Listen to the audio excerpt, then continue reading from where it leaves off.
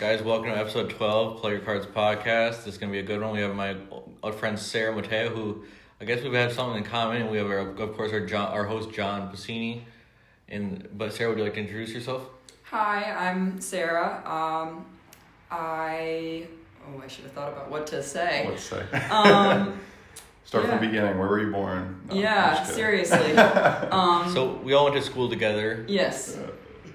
And Sara has a similar story to me a little bit. She unfortunately has a traumatic. Well, I don't know. I'm fortunate I have mine because I'm grateful for mine. I don't know how you feel about yours, but we're gonna get into that in the podcast. But Sara also has a TBI, and if you'd like to explain a little bit about yourself and. Yeah. So I was hit by a drunk driver in 2018. It was my freshman year of college. Literally first semester. It was October. I had just started. And it was my third concussion that I got in a year. So it was pretty intense. I ended up having to stop playing softball eventually because of it. My academics insanely dropped to a level that I had never struggled before. But throughout it all, it really built me and gave me an identity that I didn't know I needed, but I absolutely did. So I am overall really thankful that I was able to overcome everything that was thrown at me. Love that. Yeah, and I feel the same way. If you guys have seen future episodes, it's weird to say, people always say, "Oh, I'm so sorry you got in an accident," but I'm so grateful I got in an accident because I think if I kept living the life I was living, something a lot worse could have happened, or I wouldn't be here. And I'm here, I'm living, so I'm grateful to share my story and different point of views, and I'm happy to have Sara on here so she can talk about her story as well. Thank you. And so, Sara, what were some of the first? So you said you're 18 or 19 when you got your accident, having correct? I was I was 17. It was right 17. before my 18th birthday. Oh, okay. Literally 20 days before. So So you're expecting to go into adulthood completely just a normal athletic girl. So what changed? Because obviously we all went through the same stuff. Some of us went through some of the similar things. But what was it like realizing that your life was never going to be the same just 20 days before you came into an adult? I was really in denial. I'd been through concussions before. So I kind of just told myself this was a normal concussion, not a big deal. I ended up convincing myself so hard that I was able to convince the doctors that I was okay to play softball again for my freshman season, and I was not near the same player that I used to be. In high school, I batted over, my batting average was over 500 all through high school, and I think I batted 250 my freshman year of college, or maybe 333. Not as good as I was doing though. And so that was kind of my big teller. I was like, oh, maybe I wasn't ready to come back. And then school obviously was a handful. I was in the honors program initially when I was accepted to St. Joe's. They gave me a $100,000 scholarship to be in the honors program, which required me to maintain a 3.25 GPA. My first semester of freshman year, I had a 2.6. Not bad. And then I got that up to a 2.7 by my sophomore year. It was not really improving much, and I was like, okay, this is, granted I was in college, so the academics are going to be more challenging, but I was all honors, all AP in high school, so I didn't think it would be that much of a difference, when I'm maintaining a 3.8 in high school. Yeah, you had that training. Yeah, it was. Come on. Yeah, literally. Yeah. Ellington. Right. But yeah, I ended up struggling a lot with writing specifically. I was taking really heavy English courses because I was double majoring in English and psychology, and I realized that I didn't have any creativity in my writing anymore, and I felt like I was just very average, if not below average now, which it was something I was really talented with before. So it was a weird kind of thing to look at that oh, this is different now. Yeah.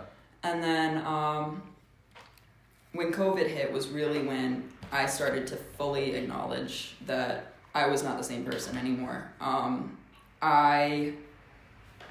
When COVID hit, I was in Myrtle Beach on my sophomore spring trip for softball. and I got back. We ended the season early and everything, and I, by the summertime, had lost 40 pounds.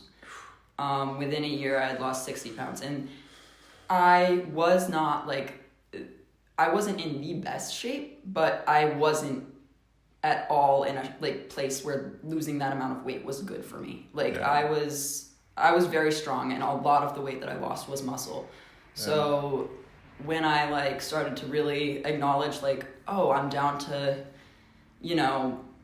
15 pounds underweight was or 20 pounds underweight was my worst, my lowest point, and that's when I was kind of okay, maybe this isn't normal. I found out that there is a common in TBIs, there's a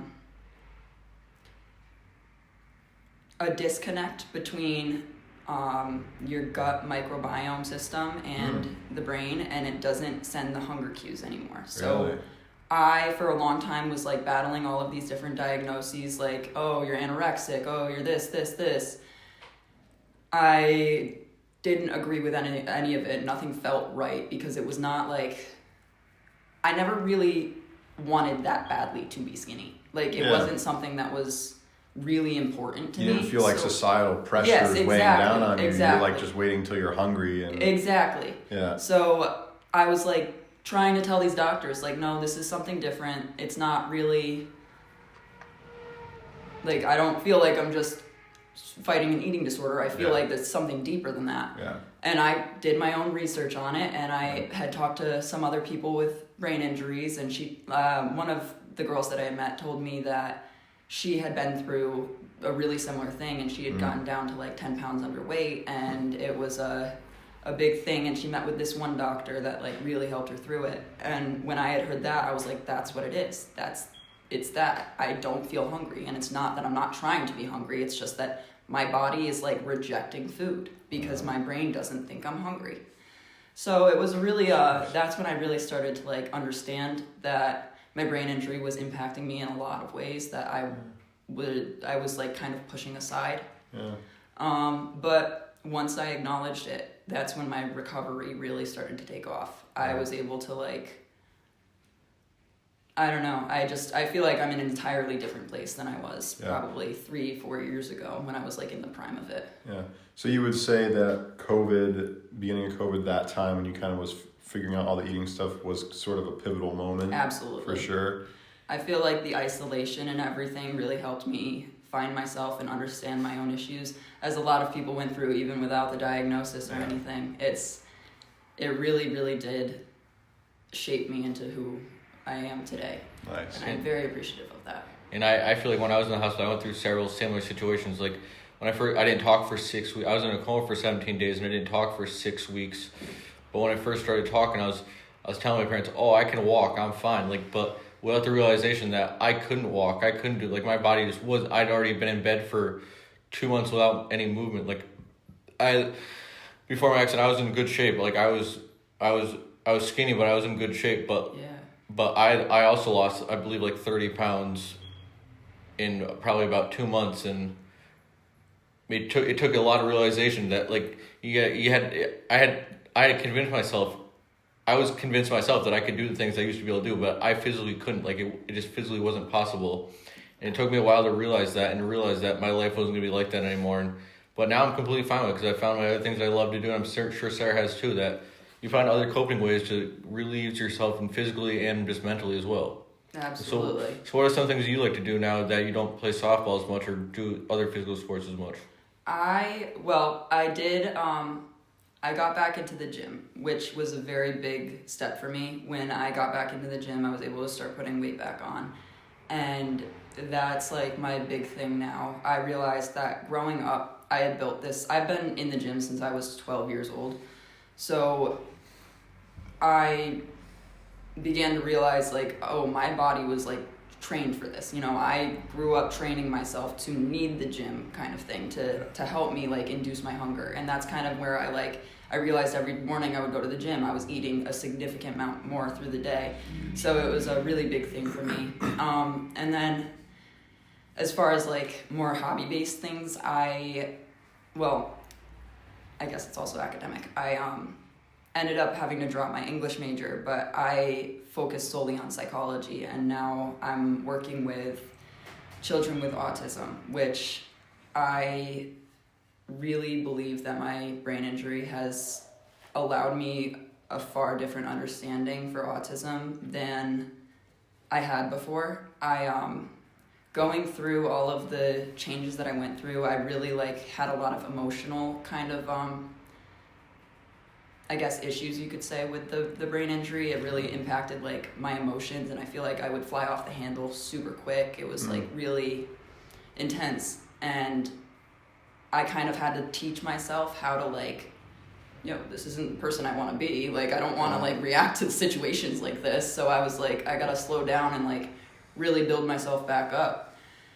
And that I ended up writing a paper my senior year of college about comparing brain injuries to autism and explaining that there should be support groups and stuff for both people, because both communities can feel so isolated based on the social deficits that we face. Wow.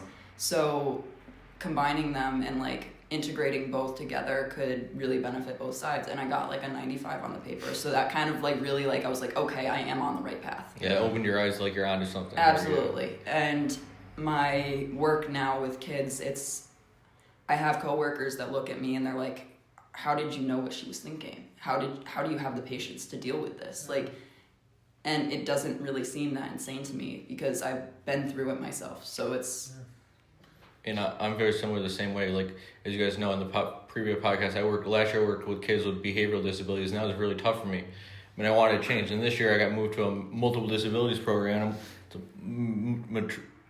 It's called a MAP program. It's multiple abilities program. So it's a lot of times working with kids with reading disabilities, autism, Down syndrome, just kids that just have a different outlook for life than any of us understand. But I'm so grateful because it's like Sarah said, autism. I never really thought about it too much before my brain injury, but now that after working with it, this is going to be my 5th year working in it, I just have a completely different mindset of what it's like work with these kids and understand what these kids' point of view of life is and how they understand life. I feel like you put yourself in their shoes a little bit, and it makes a big difference in your life and their lives as well, because they can tell you're trying to connect with them, and they take that personally and they care about that. Yeah, I fully agree. Yeah. It's been very helpful. Yeah, so Sarah, throughout your recovery process, were there any therapy books or practices that helped you the most? Did you seek anything in particular out, or? I really turned to religion. I grew up Catholic Christian, but I was never really super I've always believed in God, but I was never really super into it. But going through what I'm was going through, I found myself praying a lot and trying to figure out why this happened to me. And slowly the reasons started showing themselves to me, and I was like, oh, okay. So I feel like God was really what got me through it. I definitely did some meditation, which some Christians find to be very contradictive of Christianity, but Jesus meditated, so I don't really there see you go. that. But yeah, there was meditation and religion for me. Awesome. I'm so glad you said that, because that's something I had some tough times as well, and I always believed in God, but one day I'm like, why aren't I thanking? I always thanked God, but why aren't I praying to Him and thanking Him every day? So now multiple times a day, I'm not afraid to say every time before I leave the house, I to say a prayer. During the school, we're doing the Pledge of Allegiance. I say a prayer. It just becomes part of my life, and it made me feel a lot more comfortable, just more grateful, and it made me feel closer to God, and just made me feel like a better person. I feel like that's kind of what you're doing. So now every night I have to do my routine where I say my prayers, and they're different prayers every night, because every day is a different day. But I always just like to make sure I thank Him for what I'm grateful for and what He could help us with, and I just know He can help us out. So I feel like religion was a big. I'm not, like I said, I'm never really a religious person. I have my own kind of spiritual and God. I believe in God, but it's just my own belief system. It's don't necessarily follow anything, and I just kind of do my thing that makes me feel comfortable, and I just live my life. That's really awesome. And I feel like you're kind of the same way, John. Correct? Yeah, I think, no matter what you believe in, what religion you practice, I think it's very important to have some aspect of a belief system or some spiritual side to you, Fully agree. And believe in something and look up to something, Absolutely. Yeah, see there's something on the other side, yeah. Right. Always try to act from your most honest intentions, Mm-hmm. and treat people with love and kindness. My biggest thing is optimism. I try to turn anything I can into a positive. I'm very optimistic about it. I try to be as optimistic about everything I can in life, and just try to find a good whatever I can, because negative energy is just not good for anybody, and there's no reason to have it in your life if you don't need it. Yeah. But the funny duality of life is that you kind of have to experience the dark to know the light. Exactly. Absolutely. But the thing is, you see the light after you go through the dark. You got to go through the hardest times before you see the bright times. Yeah. You got to Right. work through something hard to get to the light stuff. Yeah.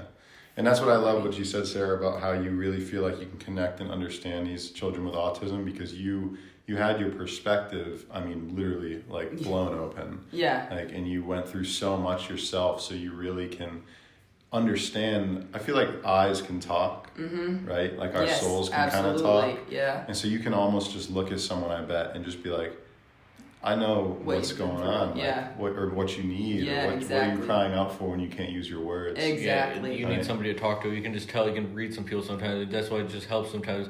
You see somebody who's just struggling, you just go say hi. How are you doing today? Just, you don't know how much that could change somebody's life.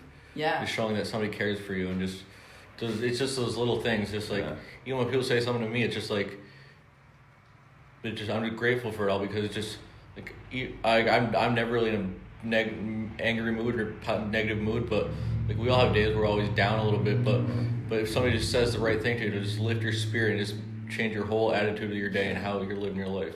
Yeah, just a couple words can make a big difference. And people don't realize that until it happens to them or you do it to somebody else. Yep, absolutely, Max. Yeah, seriously. Maybe you already kind of got into this. Also, this is just like a booklet of questions that I wrote up to ask you, so I'm kind of using it to keep on track. But like, how did you stay motivated on days when progress felt slow or setbacks occurred? My family. They absolutely pushed me to be the best person that I could be. They did not let me like use my brain injury as an excuse. Like, it was not like they understood like what I was going through, and they knew that I wasn't at the moment the person that I was in high school, but they really wouldn't let me like use it as an excuse. Like, if I treated somebody poorly because I flew off the handle about some little thing that hurt my feelings, they would hold me accountable for that, and I would have to go apologize. And absolutely. And I don't know, I just I really thank them for that. They really guided me throughout like my worst days. They really, my father especially, he really would like listen to me and change his approach with things, and he did a lot of research, and I got to see like a whole different side of my dad, because it really truly showed me how much he cared about me. That's really cool. And that's the same with my parents as well. They're by my side every single step of the way, and my friends too. Ellington, just the Ellington community. I mean, it's a big family. I mean, I'm just so grateful for the community I grew up in. I'm sure Sarah is too, because absolutely, well, my community, my friends and family, just the people around me, I would never be where I am without them. Because I mean, I was the most visited kid in history at Children's Medical Center, and I had like 25 plus visitors a week, and I had that's so awesome. Yeah, we literally had to like turn people down because they want to come see me every day. But I'm just so thankful for that. Like, it's not trying to like be like wise or brag or anything, but like that's awesome. it's just because really cool. I had such an amazing support system. Yeah. The security be like, oh, you're coming to see Max. Like they'd remember people coming. Like, to Max again? they're coming to see Max. That is so awesome. We have to upgrade That's you to really cool. the prime suite. I didn't get the presidential suite when I was there. Yeah, we got any king beds for Max? Yeah, but that's the thing. It's people don't realize it's those little uplifting things. The positive energy around you and people helping you out that makes such a big difference in your life, and you don't notice until you have to go through it. Yes, seriously. Damn right. And so, Sarah, and we were talking about like before, like what were some of like the things you noticed you were getting better? Like I remember there's a couple things where like I noticed like, oh, okay, I'm getting better. Like I'm healing.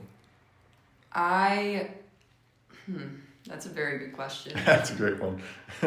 Would you like me to go first, or? Yes, I would actually. Because I remember just going to therapy and just like doing simple things like I used to do before accident, like doing a half meal and getting up on my own, or like a box, like that just being the biggest thing, like rolling across the floor. Just people do it like every day. I think it's completely normal But those things for me, when I do it, like literally bring my trainer almost to tears because he's seeing me do something. I was gonna say that. Doing something for the first time. They just like, because I knew I could do it, but it may take a couple weeks or a couple months, but you just keep working towards it and staying. What's the word I'm trying to use? Positive, and just when you keep doing stuff over and over again, motivated, and just keep staying motivated. Tell yourself you can do it, and if you have a hard time with doing something, then you may be able to do it that day, but give it time and have some patience and work towards it, and you'll get there. And I just remember some of those things being like the biggest steps of my energy. Be like, okay, I can do that again. I feel comfortable doing that again, and just not nearly back to a completely normal life, but just back to a life I was used to living a little bit more. And just big steps, like things that people do every day, but like that are huge to me, and just like I think it was a big step for me, and just motivating the show. Like this affects my life, but it's not going to affect how I live my life. Absolutely. And how about you? What are some things you remember? I think that getting back into the gym when I started to see the number on the scale go up was a really big deal for me. I was like, okay, I'm not going to be like this forever. I can get out of this. It's not just who I am as an adult now. I can heal. And I think also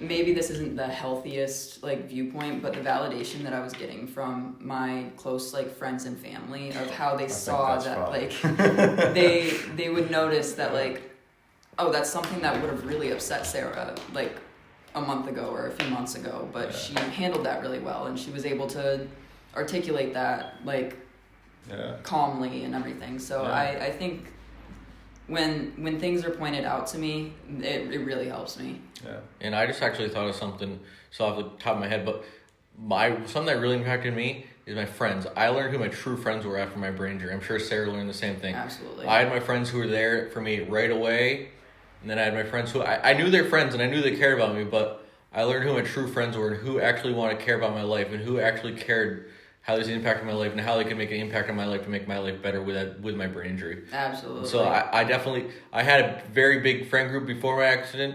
And I'm not saying I don't have a big friend group now, but I have a very closer knit group of friends who I know are my friends and I know I could go to if I need something. Absolutely. Yeah. And did that affect you at all, or? Yeah, it definitely did. I mean, I think that the time in my life also put it in a very strange perspective because I was just started my at a new college and everything. You're just going out into the world. Yeah. Here goes, my life's getting started. Literally. Exactly. So imagine, it was a little weird in that aspect. I mean, I have one friend, Erin Hayes. I had probably the most healing conversation with her the last time I hung out with her. She lives in New Jersey, so I don't get to see her as much now. But she, I was kind of talking to her about everything and my recovery, and she was like, Sara, can I be honest with you? I don't notice anything different about you. Oh, really? And it was wow, okay. So some of these things that are happening to me are really just amplified a lot to me, but the people who aren't really around so much, they don't really see as much of it. If you ask my little brother, he would never say anything like that. He would, that changed her a lot. But it is nice to know that some of my friends don't really see it too much as something that changed me. Yeah. And that's me. My attitude, my way of life has never changed. The only thing that changed about me is just my physical appearance. I don't run and jump and do crazy stupid stuff like I used to do anymore, but I'm still the same exact goofy, just awkward, just goofy guy that I was before. People come to me, people I hadn't seen in a while, they talk to me it changed who I am as a person, but it hasn't changed you either. I'm still the same. Yes, I've had a brain injury and I had my skull removed for 6 weeks and I got a fake one now, so that's pretty cool. But but I'm still the same person inside. It's still the same brain that was in there before, and exactly. I'm still the same person, same personality, just partly robot, but same optimistic, just positive personality goofball that I still was. And I feel sometimes people just need to hear that. They think a brain injury it does change how some people act, but a lot of people it does not change how they act at all. It makes them a better person. And I feel it made me and Sara more better people. Absolutely. More better people. That's not a good grammar. That's okay. English is hard, dude. It is. It really is. It's the hardest language, actually. I'm getting good at greeting though, so that's good. So that's good. That's awesome. Oh, yeah. I'm just joking, yeah. But, well, This is not a question from the paper. This is a question that I've been reflecting on in my own life recently. Okay. And it's a simple one, but I'm curious to hear your answer. What to you does it mean to be strong? Well, that's a good one. That's a really good one.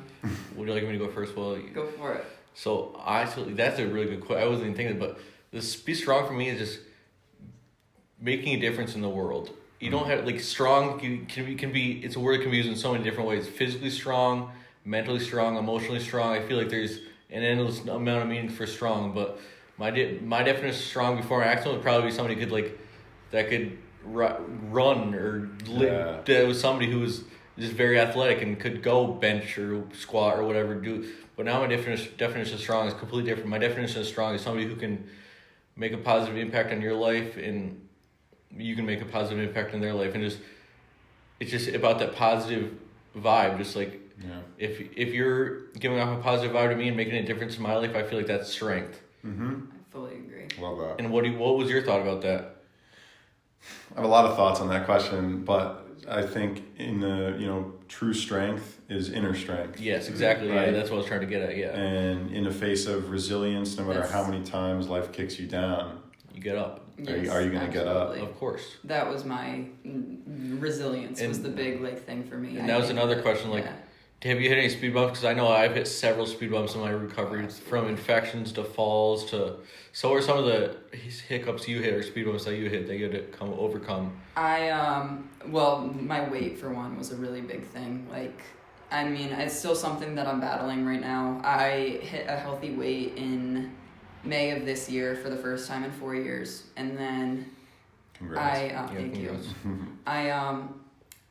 I actually just stopped smoking weed recently, and that was. I'm very happy with it, but sure I it's didn't hard. realize. Yeah, I didn't realize how much it was going to impact my appetite. Oh, And I obviously that's common sense. I just didn't think about it. Like, yeah. But I got on the scale like a week after I stopped, and I was like, I'm underweight again. But it's okay. It's different this time because I completely understand where it's coming from, and I know how to get over it. Yeah. So I'm gonna be there in no time. I'm not really worried about it the same way I used to be. But yeah. I don't want to get too off subject here, but I am curious, like, what motivated you to stop smoking? Okay, so this is a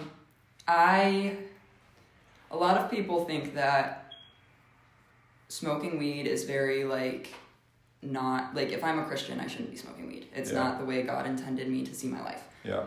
I know that I needed it for a long time. From my brain injury and everything, I don't think I would be here if I wasn't smoking weed for that time. It's very medicinal. Plant. Absolutely. And I think if it's used with intention like that, then it can really, really benefit you. Yeah. It got to a point where I was seeing I'm okay without it.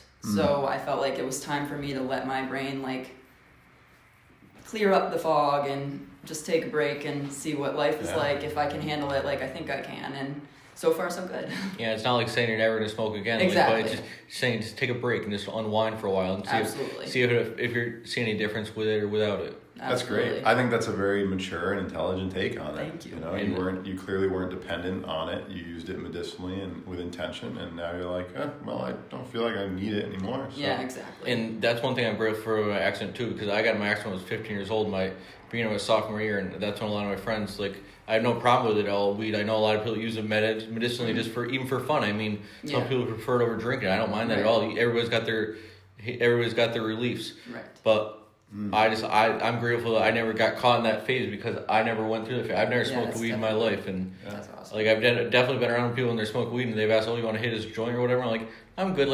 I think if I ever smoke weed, I'd like to smoke weed on my own, just to see how it affects me personally before I go doing it publicly and with people I don't know. Very smart. Yeah. That's very smart. And I only asked too because even myself, I've been smoking weed for the past couple of years. Mm-hmm. My New Year's resolution was to stop. Right. So it's actually been I actually did stop last year, beginning of December. Okay. So it has been pretty much a year now. That's awesome. Definitely sticking to it. That's sick. And then I have been taking edibles mostly for sleep and anxiety reasons, mostly at night. For most of this year, but about 2 months ago, I also stopped those. Awesome. Good for you. That's really sick. Yeah, it's been good. It's the wave lately. Yeah, I feel like yeah. everybody I'm talking to, especially from like our graduating class, it's Yeah. weird how many people have stopped. It's awesome. We're all waking up. Yeah, seriously. Yeah. Seriously. You're hitting that quarter decade, and it's Yeah. you start waking up. Frontal do lobe it. developing, or Yeah, December 5th, I'll be 25, halfway to 50, you know, Yeah. that's crazy. or 30, whatever you want. I'll be 26 in February, so Old man. yeah. Most people think I'm like usually 30 or so. 30.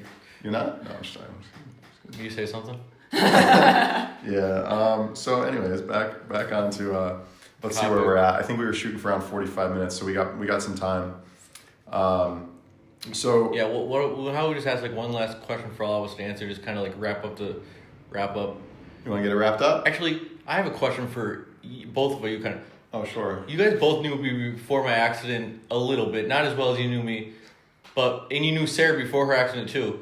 I definitely knew Sarah more. I don't really feel like I remember you before your accident. Okay, to be honest but with you knew Sarah before her accident. Yeah. Have you known, like I met you shortly after my accident. I met you my junior year of high school, so like a year after or so after my accident. Yeah. And we were close, and we were close for a while, and we didn't not become close. We just stopped talking, kind of. We grew apart a little bit, but now we're close again. What is one of the biggest things you've noticed about like us that's like put you in different shoes, like about just like people with brain injuries? Like, what do you think about them? Kind of, I've never really asked you like if you've got a different, like I don't think you really look at us differently, but what's something you've noticed about them, us that's like. I'm sorry to put you on the spot, but I just kind of don't you think this is a good spit out question? what comes to mind. Like you guys are incredibly inspiring. Like, Well, and that's what you're inspiring too for Yeah. being friends, like being around and doing this stuff with us. Like people like you don't realize how inspiring. Like people like say you're inspiration because you did so well, but your help is inspiring as well because you're there and you have our backs and you're doing this with us, and it shows that you really do care, and it means more than you ever know to us as well. Yeah, And I feel like Sarah would seriously. say the same thing. Absolutely. appreciate that. And man. so, what were I kind of interrupted you? What were you gonna say though? Just yeah, you guys are inspiring. I mean, I haven't gone through what you've gone through. I can't even imagine. And I don't believe in comparing anyone's life to anyone's life. No, everybody's got their own cards. right. They gotta play. Everybody's got their cards to dealt, and they gotta play them. Right, and I don't know. I feel like in certain ways, like I relate. Because I've been through. Yeah, I've been through the some dark ringer. times too. I've been through Yeah, some we've really talked about tough this. times. Yeah, we've talked about this. Yeah. And so, coming out the other side, not using external circumstances to make excuses for yourself, holding yourself accountable, taking responsibility for everything in your life. Like I see that in you guys. You guys are genuinely good people, and I Don't know make me this. cry. I know this. I just know it in my soul and in my heart that when I look at both of you guys, like you want to do good in the world, and those are the kind of people that I want to be friends with. Well, that's why I love you guys, man. I mean, that's why I care, because I have people like this that care about me, and it means a lot to me, and you don't know how much it means to me, and just Yeah, thank you guys for seriously. everything. Thanks, man. But honestly, I think, anything we want to talk about really, or is that? I mean, I have like some other questions, but we can wrap up. No, go ahead. I want to hear. Okay. Well, yeah. Let's. So, for someone going through a similar situation. Oh yeah, that's what we want to talk about that. Yeah, What advice like would you want to give someone for recovery and hope? you can go first. I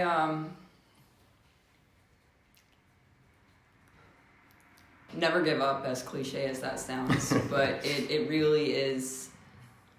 I truly believe that you can turn anything into a positive, and it really is just about the perspective that you take. Yes. Um, And I would say Go ahead. set goals. yes, goals. Yes, Goals are huge. Absolutely. People like, oh, you set goals, like, oh, that sounds silly, but like you don't need really. baby steps. You like I had to literally learn how to walk again. I had to learn how to talk again. I had to learn how to do everything again, and it was just simply setting those goals. Just walk 5 feet on my own, to walking 10 feet on my own, to walking 100 feet on my own. Like feel like, oh, that's gonna be easy, but like no, when you don't do it for 3 months and your body's got to learn how to do everything over again.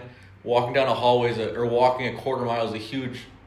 You're like, I just did that. It's just, it's little things like that, or doing like even I have some videos on my Instagram, just like doing a squat with weight on it, like with my trainer. Just like I've never done that. I haven't done that in 10 plus years, and it's just like that felt really good. Getting up from on the ground without any help. That just little steps like that. Just set those goals and things you look forward to, because once you set one goal, you achieve that goal. There's always going to be another goal on the other side you can work towards. Real quick, I just want to say that I remember seeing that video of you like taking your first steps again. Yeah. And that was like, I think that was before my brain injury, Yeah. but that was so inspiring. That, like, seeing you bounce back from everything that you went through and seeing you walk again, I literally bawled my eyes out watching that video, and I wasn't even friends with you yet. That was just me seeing you going through what you went through. And we were friends in middle school a little bit. A little bit, yeah. Yeah.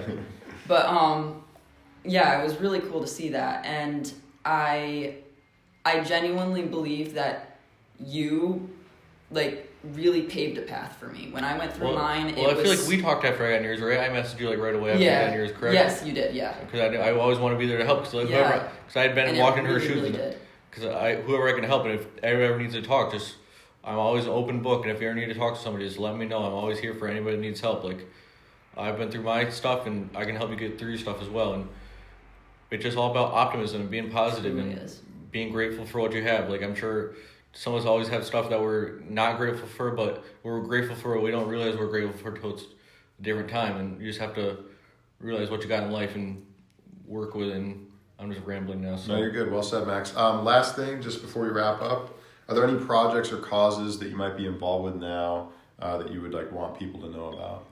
I am a life coach. I started a life coaching business at the beginning of the year. It's called New Journey Navigations, and it's for people with disabilities and without disabilities, kind of just getting acclimated into adulthood, because it's really scary. Going to college is really weird, and I don't think that, I mean, obviously you will find college advisors that are great, but the majority of them have too much on their plate to really genuinely help us to the fullest extent that we need. So that's where I'm kind of trying to come in, and I'll just basically help people get their lives on a path where they feel motivated and they feel like they have found their purpose, because I think that's the biggest thing. Motivation comes from purpose. Love that. And if you don't feel like you're working towards a purpose, then you're not going to be motivated towards getting, making money or doing anything, And what is your Instagram page? Because I know I follow that page. What are your Instagram pages so we can have people follow them and check that? Be your life coaching business, because I know I follow that. But put it out there. I want you to promote yourself so you can get as many people looking as you can. It's called New Journey Navigations, just all one word. And then my main account is Sara Matea 33. Nice. And always, of course, check out Wisdom of what's your. Oh boy. I mean, no, I kind of love your page too. I just want to make sure it helps promote it. It's a really awesome account. Yeah, you should promote it. That, don't you? Yeah, I do. Yeah, and I follow this. I have an Instagram account. It's called Wisdom from Earth. Those periods between those words, wisdom dot from the earth. I just post motivational quotes and some affirmations, and so. Go follow John Pacini and his music career stuff as well. Thanks, man. Go give Sara a follow, and just please, if you enjoyed the video, give it a like and give it a share, and we'll be back with more soon. And I just want to thank Sara for coming on. It was a pleasure to have you on. Thank you so much for having me. I had a really good time. And thank you, John, for co-hosting with me as always. Oh, as always, man. Yeah, thank you, Sara. This has been a really great conversation. It was really great. All right. Thank you, guys. Peace. See you later.